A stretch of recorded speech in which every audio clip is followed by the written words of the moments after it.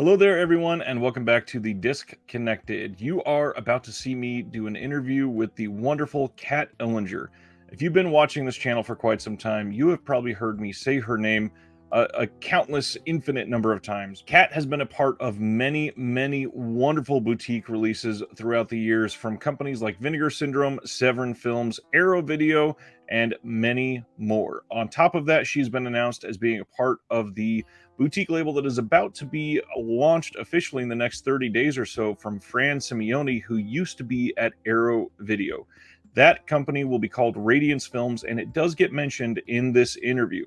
If you have anybody like this that you would like me to interview, please let me know in the comments below. Or if you are somebody that is an expert in any of these fields and you would like to be involved, please send me an email. My email is in that description as well. On top of that, if you would like to have a hand in some of these interviews by contributing questions, please consider joining the Patreon in the description below. If by the end of this interview you enjoyed it, please click that like button. And if you haven't, please subscribe. I've got more interviews like this coming out all the time, and I'm looking to make this community stronger than ever before, so I would love to have you be a part of it. Without further ado, after the intro, here is myself and Kat Ellinger.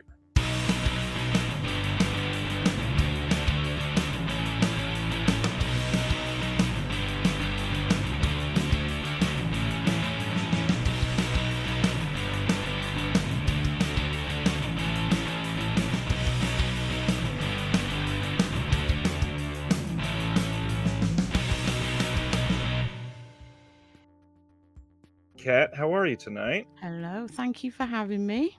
Thank you. I had the wonderful honor of previewing the ridiculously great documentary that you just finished and premiered at Fright Fest, Orchestrator of Storms. You've done a lot behind that. What were all of your roles? Oh my God, I was like the writer, the producer, co-director, just everything on it, basically.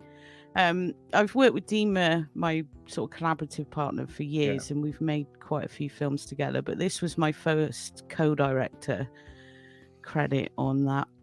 But yeah, I'm glad you liked it though, because I didn't know. I genuinely, documentaries are one of my favorite things because I really like diving into a niche that either I tangentially sort of understand or I know nothing about, and now I just want to be absorbed in everything about it. And usually, if it's successful, I just want to immerse myself in it. And after watching this, it was just feed everything that he has ever completed directly into my veins, please. Good. That is so good. That was why we did it. Well, right. One of the reasons why. His work has never been like widely out there to everybody in a way that is like pervasive. Do you have any sense on why that would be, perhaps? Well, I don't know. I mean, we tried to cover some of it in the film and sort of highlight that before the 90s, it was really impossible to see this stuff. I mean, some people managed to see it. Right. I know Pete Toombs did some screenings in the late 80s, and you know, obviously there were small French theatrical releases of some of his films. But by and large, it was just ignored, and I guess because it wasn't that marketable, it wasn't like straight on horror. Some of his porn stuff came out as porn, but again, it's like this weird mix. And so it really was then. And Kino actually did Blu-rays of his stuff probably about 10 years ago, but even those have been kind of ignored. like nobody was... I remember when they bought them out, they did the Jess Franco stuff and they did the Pete Walker stuff, all through Redemption, like Kino Redemption. Obviously, it's Nigel Wingrove again. And we had some releases here in the UK. I'm trying to think what label it was. One of the small ones, like Screenbound, maybe. But again, like, I don't know. It's just totally got overlooked. It's odd because obviously, like you go over in the documentary, it's kind of a weird mix of genres for some people. So I think that may be a part of it. But yeah, in the US, maybe the Redemption branding was just different for people. But I know I was excited to see Nigel in the documentary and speaking. Yeah, he was great. He was fantastic. He was great. And, you know, the documentary really owe a lot of it to him because it started off as a much smaller project. And then I started talking to him about Rollin, and we had loads of phone conversations, and he told me all this wonderful stuff about him. And it was like, we have to get this in the film, and put me in touch with Roland's son, Sergio, who's not in the film, but was also very helpful behind the scenes. And he put us in touch with Veronique, Roland's long-term friend, and she was great. And, you know, the stories that she had. So it kind of went from there. And Nigel was just wonderful. He just wanted the film to be made, because obviously he's championed Roland for decades. And there was a big risk putting those films out when he did, because they were virtually unheard of. And I know he told me Pete Toombs had a lot to do with that also. But, you know, Pete was great behind the scenes, but didn't want to come on camera. I love Pete. He was like, I don't want to go on camera, but he was great behind the scenes. So we had so much support. Like, even though I was like co-director, it really was like a kind of team effort of everybody working on it. Love Roland. So it had a great energy about it. The energy was palpable to a point where you know, it's a chronological documentary for the most part, and the winding thread through the whole thing is this life that he's lived that's been super interesting. And as you got his friend that you just mentioned, and I don't want to spoil it because I really want people to go see this, but it was this emotional climax near the end of it that I was just gutted right alongside it, just to feel that, you know, the memories of this person and the pervasive imagery that he's given to the world, you can just feel how much it's affected these people. Yeah, not a bad word. And nobody had a bad word to say about him. No, you know, they all loved him. And I was very clear from the start, because obviously I've championed Roland a lot in my own writing career. But I really wanted to either have very super specific experts, like we have Madeline to talk about things like anti-clerical porn and the fin de siècle Paris and decadent stuff, because she's just so good on that. But also a massive fan of Roland, and Virginie as well, who is also like and a total expert on the French Fantastique. And everybody else had to be somebody who either knew Roland or had met Roland. You know, we didn't want to just do like a kind of analysis of his films. We wanted people that knew him in there, who could sort of tell us personal things about him, because he's a difficult man to know. We spent months translating his autobiography from French, photographing every page and running them through Google Translate. And he says very little about his family. It's all about his films. But even his mother, who we adored, there's like a little bit about his mother, but again, it's all about the films. And so getting anything about him was so difficult, because all he ever talked about was my films, my life in films. But yet he was married, he had children, his brother worked with him in films, so Serge helped him with some of his films, but he kind of, I don't know, he was just like that. He just didn't like to talk about himself. It was all to do with the films. So it was important that we had people that had actually known him to tell us something about that. We did get some archive interviews with him, but again, they were just very straightforward talking. We thought, this isn't really telling us much. I was excited to see all of the pictures that were shown in the background, as you know, there was voiceover. Frequently with documentaries like this, it's more of a retrospective with talking heads, and this personal aspect, it genuinely came across. And I checked to make sure that reviews were out there from Fright Fest about this and all that before I posted mine online. But it was nice to be able to post this review, and immediately, not even kidding, within about 3 minutes, I had already somebody messaging me, where can I watch this right now? Oh, that's good. That is good. Thank you. There are people dying to see this. And I doubt that there will be anything but triumphant praise, because this is a remarkable, remarkable film. We had Hal getting the photos as well, because that was a whole other thing. But with his family were really helpful. Kayla Janice was incredible, and she was one of our assistant producers, and she was able to get a lot of stuff that she had in an archive. But even just getting photos, like, you can't just look online and find, of course, photos. So, you know, we had people digging them up from here, there, and everywhere.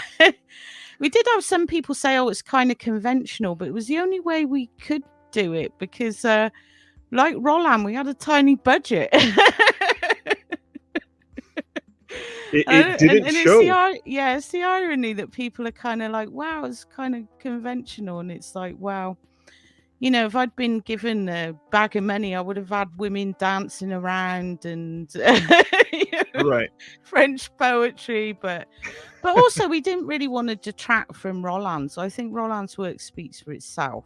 Right. And And with the yeah. conventional aspect, it's not like there's many of these documentaries about Roland out there. So if you No, there wanted, is a French one actually. There's a French one with a lot of interviews with him in it, and that's kind of good. But again, it's just very, it's more like an extended interview. right. So we looked at that and thought, well, no, we want to do something a little bit different. We want to also bring context in and stuff. And so it is a little bit different to that one. But in English language, nothing. There's like been nothing. Exactly. So a conventional aspect kind of makes sense because for a lot of people, this will be the intro to Roland, and this will be the inspiration to dive in head first and forgive the pun, but find the fascination in his filmography. Something Fascinations was one of my working titles, and everyone was like, "You got to just stop. You got." It was something like the nude vampire and other fascinations, and that's actually a pretty cool name. Dean would come up with Orchestrator of Storms, which is a thing that he said. So yeah, that was a bit more abstract, whereas mine was like right. Hitting the nail on the head. I get that. This played very well. I watched this last night with my mom and my wife, and both of them had never seen any of his films. So for me with the background and for them without the background, it worked gangbusters for everybody. And do they want to watch them now? Are they interested? Immediately. Really? They That's said, good. My wife was literally like, I like vampire films. How come you haven't shown me any of these? I'm like, you haven't seen too many things. I'm trying to show you everything. It was a great time, though. Like I said, that conventional aspect makes sense because this will be the intro for most people. So for me, I've got my personal things that I tell people if they're looking for him what to watch first. What do you usually throw out there as after this documentary? What would you say to watch first? Usually, I'd say Fascination and the Living Dead Girl, which are slightly later films. I think Grapes of Death is a kind of fan favorite as well. It's like a very weird take on a zombie film.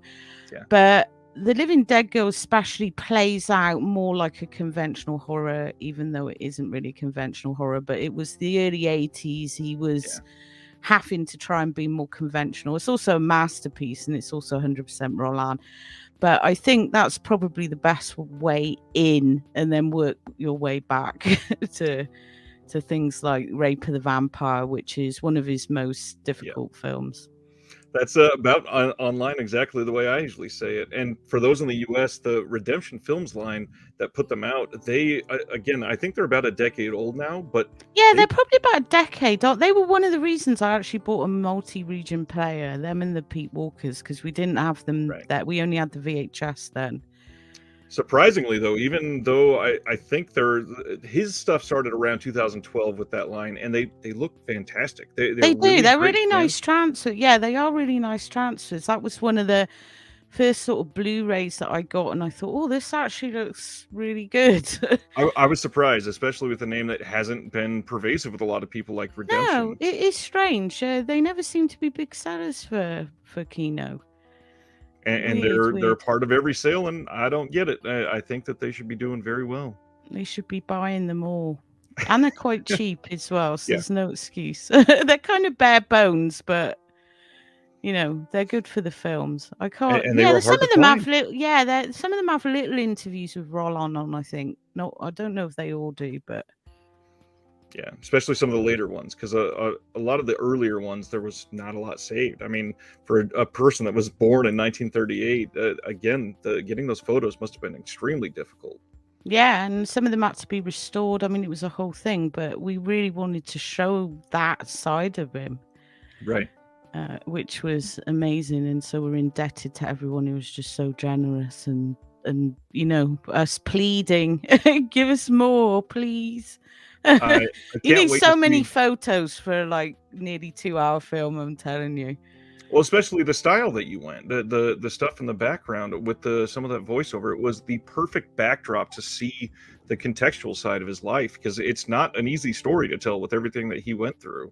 Yeah, we decided to go with bits from his autobiography, which are a bit more personal, which he never actually said out loud in interviews, which is interesting. So we thought, well, we'll get an actor to say those, and getting the right actor was we just had to find someone who was right for that. And we had Aviana to do the other narration.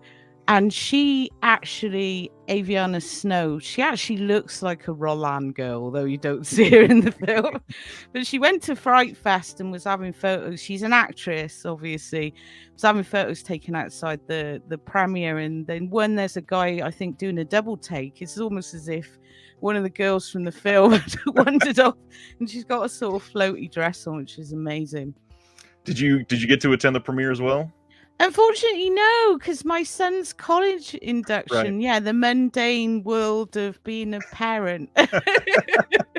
Unfortunately. But we had Bridget LeHay there, and Virginie did a wonderful Q&A, so we're hopefully going to get some footage from that, because it was recorded. And it was nice one of them things. Nice to see Brigitte getting a lot of attention the last year and a half or so with the big fancy releases of some of her films too. Yes, it's about time. She's wonderful. And she was so great as well. It took us a while to track her down. It was just before she kind of resurfaced for the book. Yeah. And it took us a while to track her down, and we had to go through one of our producers, Jonathan Zarin, who's also our DP for a lot of the interviews. He's based in the UK, but he's French. So he was going through French journalists to fight, because none of us speak French, and she doesn't speak very good English. So but we finally tracked her down. I was like, we need to do this with Brigitte if we can. And she was great. She was absolutely wonderful. She was like, any excuse to talk about John. She loved him so much. They all did. She looked genuinely beaming happy the entire time. So it was and so she nice looks incredible as well. It's like she's barely aged. Exactly. Barely aged. How was the reception that you've heard from the premiere? It did really well, I think. It also premiered at Fantasia, and so it did really well there, because obviously Fantasia and Mitch Davis and Kayla Janice, they were bringing Roland over sort of decades ago, and Kayla's actually in the film talking about that, how she accidentally invited him to a film festival, which is great.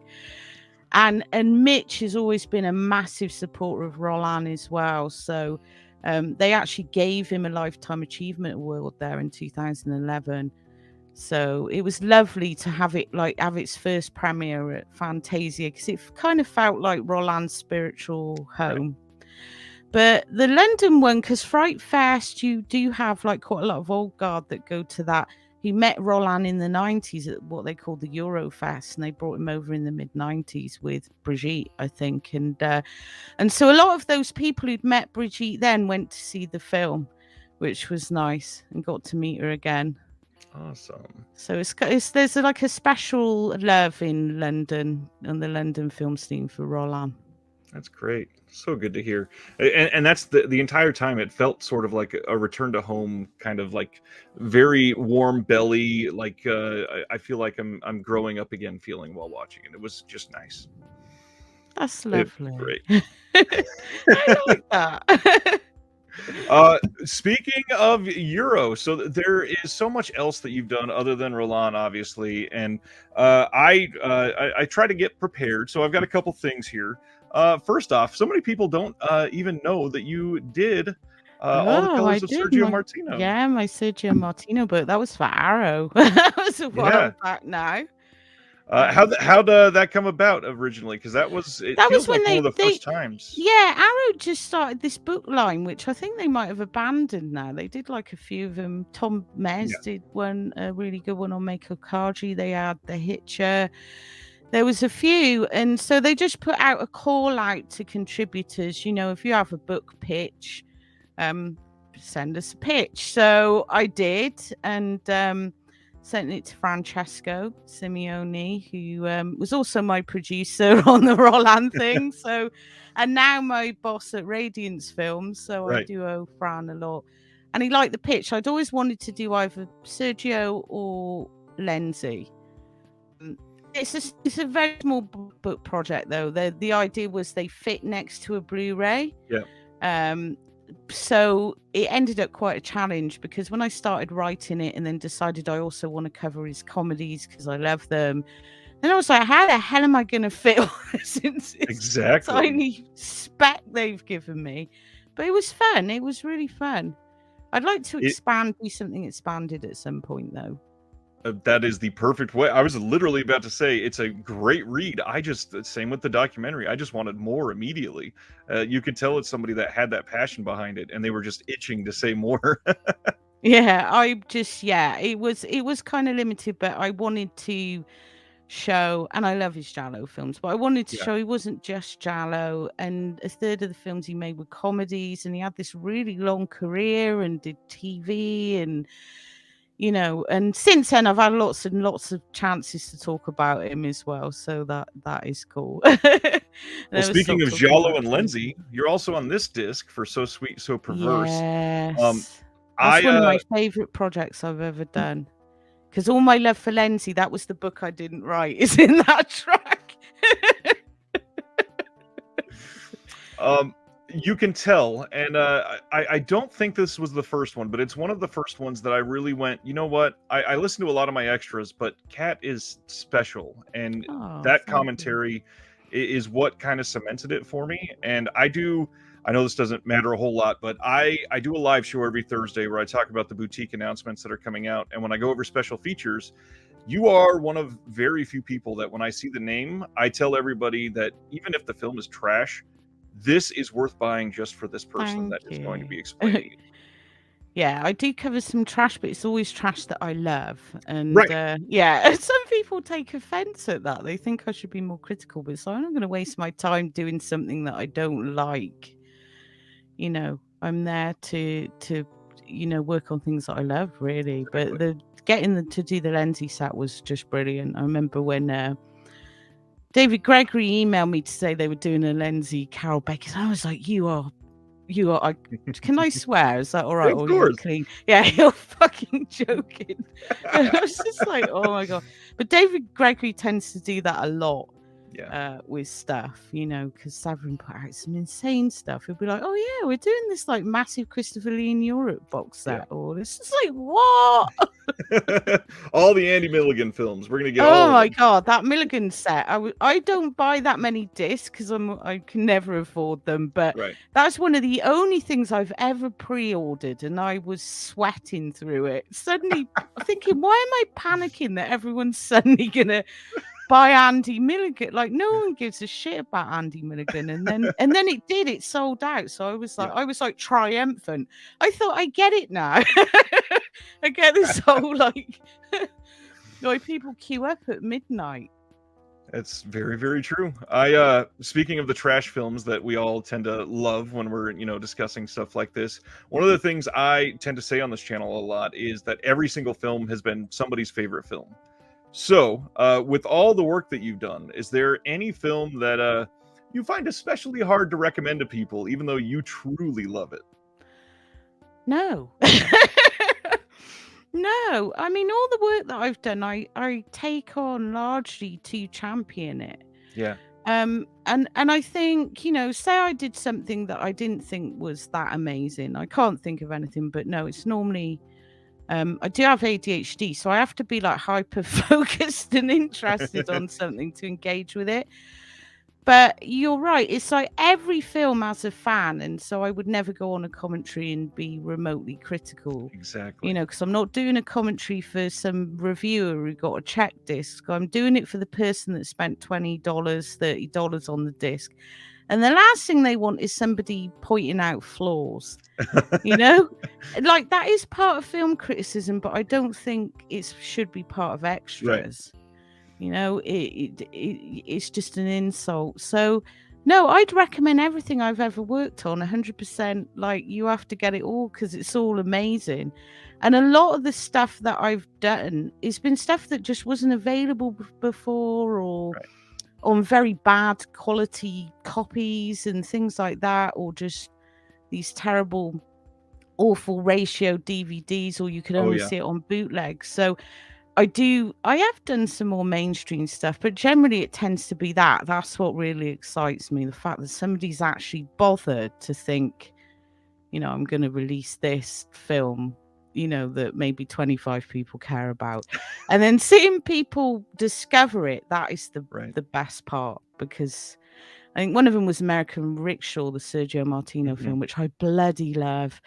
And when Jesse told me they were doing it, I was like, you can't be serious. This is like the only way I could see that before, because I missed it in the 80s, was there was a bootleg that went around, and it was even on Amazon Prime at one point. I saw it on Prime and I was like, oh my God, they've restored it. And I put it on. It was the same It was old garbage scan, bootleg. yeah.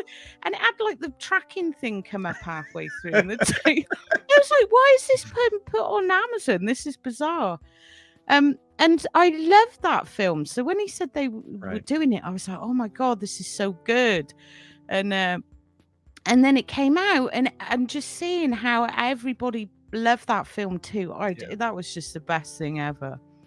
Everyone was like, where has this been? I feel like lately you are genuinely hitting a lot of those titles that haven't been out for a long time. One of the most recent ones is this horror disc from Oh my Imprint. God, yeah. So good. So good.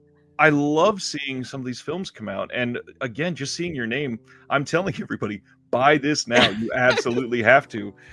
You're branching out to all these new and different boutiques. How are you feeling about the state of the union for boutique physical media right now? I think it's the best it's ever been. I mean, this is my full-time job, basically. Right.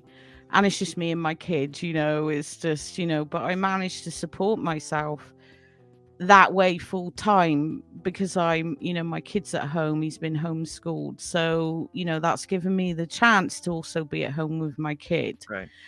And, the way it is at the moment, I just think we're really in some sort of renaissance period for it's almost like when, I don't know, VHS first came out and suddenly you could just get things and take them home. It's that same sort of excitement because there's all sorts of like bizarre Czech films that have just been available on fan sub bootlegs, and all, like, I think companies are really sort of going out of their, it was great when Blu-ray first came along and we just had all the like classics, and that was good. It was like, oh, this is exciting, it looks good, but as it's gone along, it's got more and more esoteric, and you see companies taking a lot more risks. And obviously Severin are one of the biggest of those, because some of the, Quinqui box set, it was just like and supposedly it's done pretty decent for them, so congrats to them. Yeah, and I think we're at a time now where film fans are more open to wanting to discover, and that goes back to Roland. You said, why not before? I think before people tended to be slightly more narrow-minded, whereas you find now, especially within the whole collector community, people are more open to just buying other stuff and, I don't know this director. Oh, great, I can do like a whole retrospective on him. So you're seeing a lot more of that probably within the last 5 or 6 years. So it's like really taking. I keep hearing people go, "Oh, the bottom's about to fall out," but it doesn't look like that to me. No. Put it that way. Not at all. I mean, there's still literally thousands of films that can be released. I guess at this point, one of the main questions is elements. Do we have proper film to be able to scan? Yeah, that's always an issue. That is always an issue, and there's certain projects I've worked on behind the scenes that have fallen through because of elements and things like that, and that's always gutting. But you can always, LeRose, when they found symptoms. That I never thought anyone would find that. It showed on British TV here in the early 80s. And again, somebody managed to record that and then transfer it to like a I don't know, some sort of MK4 file on it. And then it was on YouTube. Someone even tried to color correct it on YouTube at one point. But this is like, it's a great thing.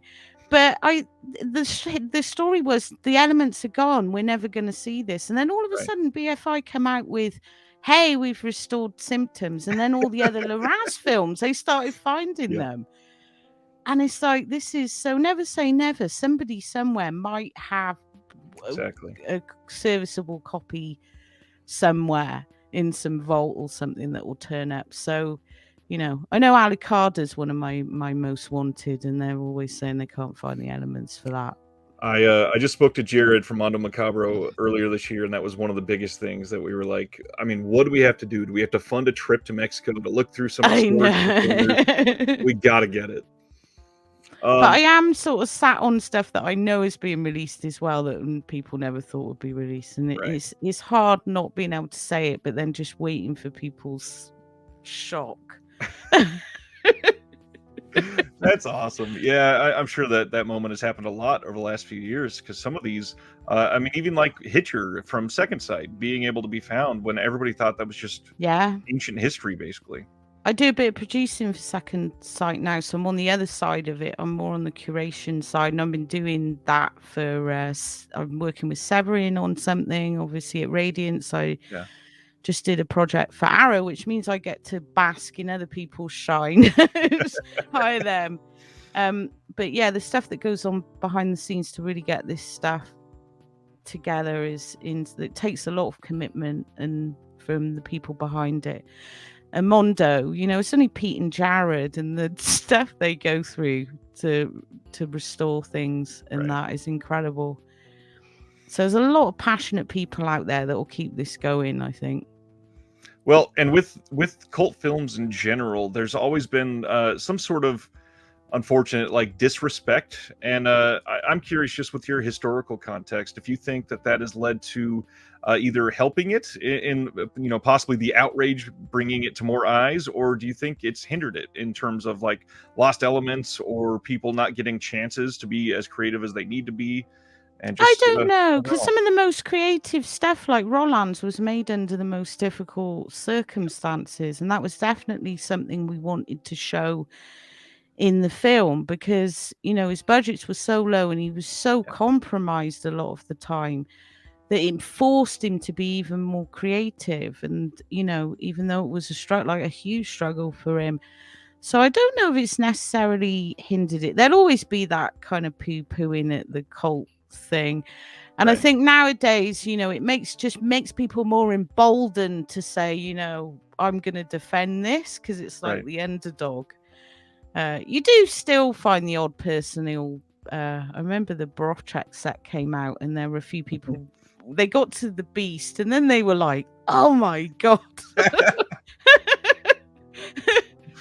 Oh, that is a gorgeous set too. I was glad when that came out, and it seems like overall, I think Cult Epics or somebody in the US started putting some of those out as well. So yeah, I know Jeremy Ritchie's been working very closely with them. He did his Sylvia Cristal, but yeah, I saw that they're doing some stuff. I don't really get Cult Epics over here. They're quite expensive to import, so I don't think I have any of their discs. But they're doing some interesting stuff.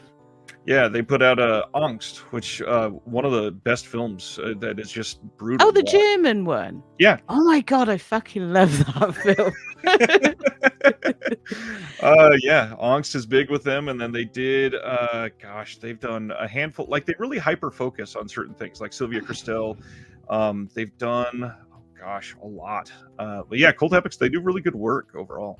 Yeah. See, I just wonder where it's all going, because there's, like you said, there's still thousands of other things that are yet to be released. And as we get into weirder and weirder territory, it's like the sky's the limit. But then you have companies like, to go back to Second Sight, who are a small company behind the scenes. They put so much dedication into the restorations, like Martin, for example. And it might mean that we have to wait a little bit longer for them. And I know Martin's been put back quite a few times, and they've made announcements.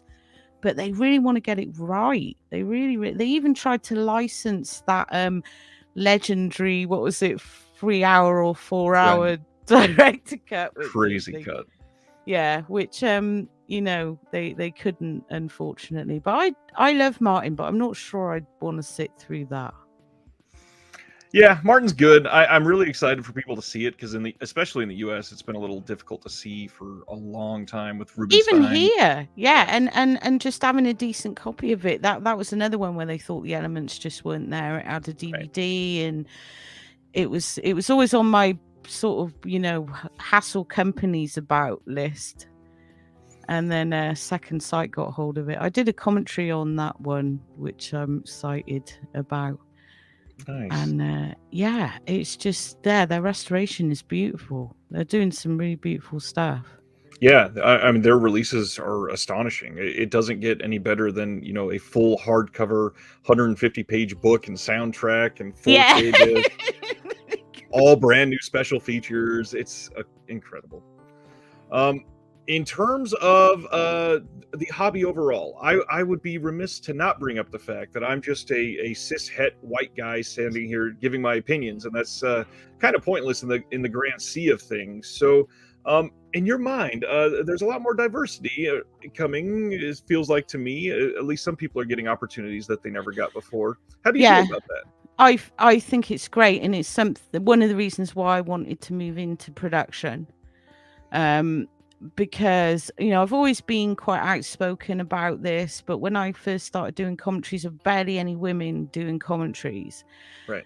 When I first got into sort of the field, like writing professionally about Eurocult, there were barely any women doing that, and Kayla Janice really was like the forerunner for everyone.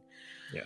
And it wasn't welcoming, and it's still not welcoming. I still face a lot of flack online from certain type of guys in certain types of communities who they're enraged that a woman would dare to speak about this stuff and bring in other stuff. So, I think it's important that we have other voices in there.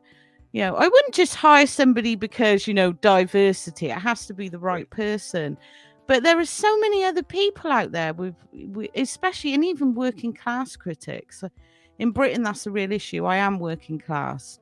And that was another thing that I faced was classism, especially when I was first started out. And certain peers of mine were not accepting of the pleb that had been allowed into the ranks and made that known. And one critic actually even wrote a whole essay to that effect, saying, well, I don't go to these exclusive European film festivals, because they cost money. Right. And so the more voices, the better, because we get to hear different views on things. Film is subjective, and if we always hear from the same voice and the same type, we're only ever going to get one view, and that's being very much the case for things like classic horror and things like that. But now you've got writers like Kelly Robinson, who's an amazing researcher breaking through into that mold, and she's incredible and sees all this other political stuff that's not really been discussed. So, actually now being able to, bring more people in, and I've always tried to do that. Yeah. Since I started, sort of, even as an editor at a magazine, tried to platform all different types of people. Actually being able to make a change in that is really important to me, because it does get frustrating. Like, it does get really frustrating when you see people shut out or whatever. So it is changing. The revolution is coming. It's really about that part that you brought up where it's the right person for the job. And it has been genuinely frustrating for years to see people that don't really know what they're talking about. Yeah. I won't name names. I have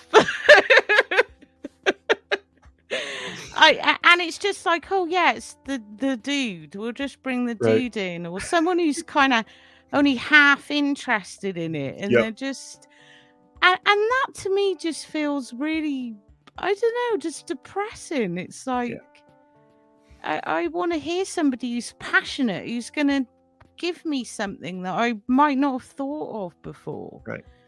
Rather than someone who's just parroting out the same production history that we can now read on Wikipedia. I feel like that type of film criticism is becoming more and more redundant, because at a tap of a keyboard we can look up, well, it's not always right, but we can find quite a lot of stuff online now very easily when it comes to production stuff. So I think that film criticism is slowly sort of moving out, into something else. People are bringing a lot more into it, and I want to see a lot more of that, because that is it's selfish. That's what I like in film criticism. It's not a we are the world thing. It's just that's what personally interests me, and I want more of it. And it's I promise this is not just to give you pomp and circumstance or anything, but just reading some of the things that you write, even nonchalantly on Facebook or something, it comes across as somebody that is just open and honest and feels passionate about all of this, like you're getting at. And recently you had that the Quentin Tarantino thing that you posted, and that to me that falls in exactly with what we're kind of talking about right here. It's just the different realm, and it's the same toxic community that, like, the Hellraiser reboot that's coming with the female Pinhead, and everybody's like, what is this? We can't do that. Like, we can't have a female Pinhead. And it's like, well, actually, have you read Hellbound Heart? Because it wasn't Doug Bradley in that book. Yes, that'd be amazing. That dropped his name in the book. A queer creative, and they're like, total straight man. It's like, it's Clive Barker, one of the most like transgressive, queerest, like, and you're arguing about the gender of the Pinhead, this fictional character from a series that is like hypersexual throughout the entire Hellraiser. I know, just in your they're face. just insane. And it's sad that there is still that part of it, but I do my part to kick back at it, because I can only be me. And I know some people don't like that in critics. They want critics to, be, I guess, more professional, but I can't be like that. I'm kind of opinionated, and especially about things like this. And it is sad, but I do find within the kind of collector community, outside of very small pockets, there is an open-mindedness from the people who are largely male. And obviously not all collectors are male. There are a lot of women collectors as well, but the kind of bulk of that community, and they're very open-minded about women doing commentaries and stuff. So I've not really experienced it from that. It's this core thing of people that don't even buy the discs half the time, or read the stuff, or buy the magazines. They just want to go online and complain. Somebody's in their sandpit. And it's like they don't want to share. You bring up the professional side of it with sharing your opinion, and I kind of disagree that everybody else thinks it's not professional to share it, because if you don't share like this, it takes the personality of it. It completely erases your identity other than just your professionalism. It's difficult, because when I first started, I was kind of hyper aware of my class. I was hyper aware of a lot of things, and I had some great editors, and I had some really supportive people, especially like Chris Alexander at Fangoria, who was great. And so I was lucky there, but I didn't have this like big welcome thing, big welcoming mat. It was the opposite. Which is funny, because when I first started my blog, I never had my name on there, and everyone thought I was a dude, and no one ever disagreed with me. And then when I finally emerged as I'm Cat, that's when it changed. And so it was difficult, and so I would censor myself, because there is this whole thing I did have, without going into too much detail. I did get pressured by certain people in the industry. You need to put a lid on that. You shouldn't do that. You shouldn't do this. And I got to this like weird crossroads and figured, well, if I never did another commentary again, or I never did this, I have my magazine. I could blog. I can do a podcast. So if I lose that by being myself, then fine. But I will just be myself. And so and I'm glad I did, because that was when my career actually really took off. Because there is a kind of disingenuous thing around it, that we have to be nice and professional, and we shouldn't really talk about politics, and we really and I meet quite a few male critics who are like, well, I don't really like talking about politics. Film should be escapism. And it's like, it's because you don't have to talk about politics, That's your privilege. But some of us don't have that privilege. We have to bring it into what we're doing. You know, we Right. can't ignore it. We don't get the privilege to ignore it and just say, I'm going to lock myself away with my DVDs and ignore all this, and you shouldn't put that online. And occasionally it gets heated, and occasionally I get guys who kind of take it very personally. And I had one who stalked me for a few years over it because I laughed at someone posting a meme at him. Another one who recently resurfaced, I kicked him off my page 2 years ago. He's got a massive grudge against me. And all I could say was, are you like, what are you doing? so, Wow. so yeah, there's that to deal with. So many people don't understand that those actions affect people and really It have does. a I'm lasting laughing, but impression. sometimes it does. Sometimes it Right. gets really intrusive, and I don't think I know a single woman in this industry that's not dealt with that on some level, which is unfortunate. Well, and fortunately, it kind of leads to the one thing that made me originally reach out, because you had posted this on your Facebook. Hopefully, everybody can pause and read this real quick. Oh yeah. I was Um, scared what you were going to bring up then. no, nothing bad. For those that maybe are just going to listen all the way through and then go back and read this, I'm not going to have it up the whole time, but it is about imposter syndrome. And for Yeah, somebody and I that, still get that now. You know, I never taken for granted the fact I get to do this work. right, And, you know, the fact that, you know, that meant that I was able to stay home with my son and take care of him, because I've never right, taken that for granted. But there is a lot of the time where I'm just like, everything I've done is shit. This is shit. I don't think I've ever like submitted a single thing. Even the Roland film, at one point, I was just so convinced that I was going the wrong way that I was like, I think I need to get another writer in. right, And I wrote that because I wanted other people to know that, you know, just because you've been successful or whatever doesn't mean that you don't still feel that. right. It's natural, but I see it as, well, you care. At least you care. You know, I've met people that don't feel like that, and generally their work's not very good. and because they never question it. And when I did first start blogging about it, it was only a decade ago that I started doing this sort of, and I wasn't even really it kind of happened by accident. But I started blogging. I used to write exclusively in run-on sentences. Like, it was cringe as fuck.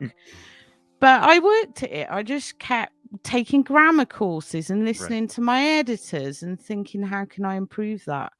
And I still do that now, reading other writers and thinking, what do I like about this? Why is this good? I don't think you should ever stop doing that if you're making stuff, you know, if you're sort of creating stuff. But unfortunately, some people don't. But I had so many people reach out and say, I didn't think you would feel like that. And it's like, no, it's normal. I think it's part of the process that we love to talk about. It is. Yeah. And the funny thing, and hopefully to make this relative for this channel a little bit more, you are literally like a dream guest. You are the type of person that I see as film school in See, a which disc, basically. I've never been able to connect myself to that.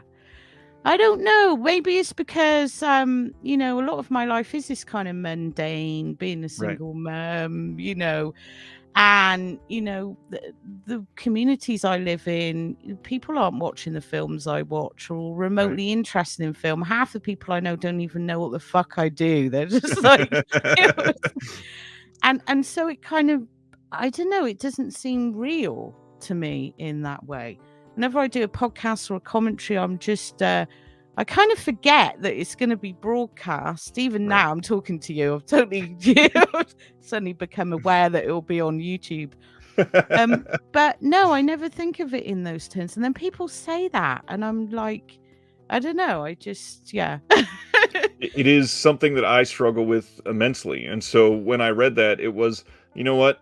She's on my side. It's somebody that I can Yeah. reach out to. It is somebody that shares a similar struggle, and there's a lot of people out there that I'm sure are dealing with it as well. And this is, you know, proof of exact concept of what's going on in your mind. That even those that are immensely successful, the good ones at least, they question their abilities and they push themselves to do better, Yeah. and they make sure that they're on track.